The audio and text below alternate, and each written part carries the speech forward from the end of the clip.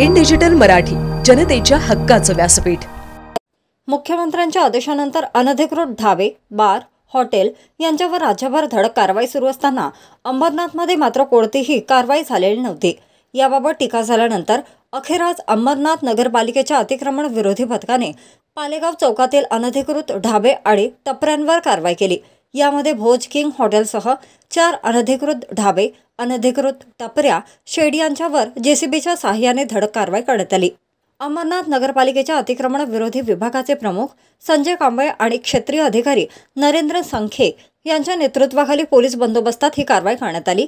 ही कारवाई अंबरनाथ शहराच्या विविध भागात पुढील 2 ते 3 दिवस सुरू राहणार असल्याची माहिती अतिक्रमण विरोधी विभाग प्रमुख संदीप कांबळे यांनी दिली आहे। माननीय मुख्याधिकारी आणि प्रशासक यांच्या आदेशानुसार शहरामध्ये अनधिकृत हॉटेल, अनधिकृत धाबे यांच्यावरती कारवाई करण्यासाठी आज नियोजन करण्यात आलं होतं।